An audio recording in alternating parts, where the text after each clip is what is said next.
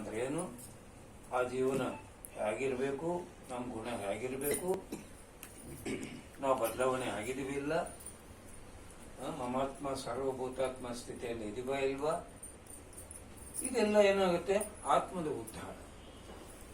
ಆಮೇಲೆ ಲೋಕಕ್ಕೆ ಹೋಗ್ತೀವಿ, ತಪೋಲೋಕಕ್ಕೆ ಹೋಗ್ಬೇಕಾ, ಸತ್ಯಲೋಕಕ್ಕೆ ಹೋಗ್ಬೇಕಾ, ಅದೆಲ್ಲ ನಾವು ಇಲ್ಲಿ ಏನ್ ಮಾಡ್ತೀವೋ ಅದರ ಮೇಲೆ ಡಿಪೆಂಡ್ ಆಗಬೇಕು. ಇದು ಭೂಲೋಕ. ಈ ಭೂಲೋಕ ಬಿಟ್ಟಿದ್ರೆ ಭುವರ್ಲೋಕ.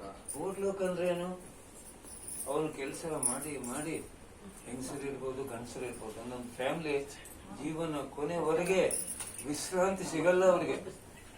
ಏನ್ ಅನಿಸ್ತಾರ, ಎಷ್ಟು ಸಿಕ್ಕಿದ್ರೆ ಸಾಕಪ್ಪ ಅನ್ಸ್ತಾರ. ಕೂಲಿಯವ್ರನ್ನ ನೋಡ್ರಿ, ಹೌದಲ್ವಾ, ಏನ್ ಅನ್ಸ್ತದ, ಆರಾಮಾಗಿ ಮಲ್ಕೋಬೇಕು, ವಿಶ್ರಾಂತಿ ಜೀವನಕ್ಕೆ ಯಾವಾಗ ಇರುತ್ತೆ ಅಂತ ಅನ್ಕೊಂತಾರ. ಭಾನುವಾರ ಆದ್ರೂ ಕೆಲಸ ಮಾಡ್ಬೇಕು, ದುಡ್ಡು ಬೇಕಾದ್ರೂ ಮಾಡ್ತಾನೆ ಇರ್ಬೇಕು. ಅಂತವ್ರೆಲ್ಲ ಹೋಗ್ತಾರ ಭೂವರ್ಲೋಕಕ್ಕೆ ಹೋಗ್ತಾರ.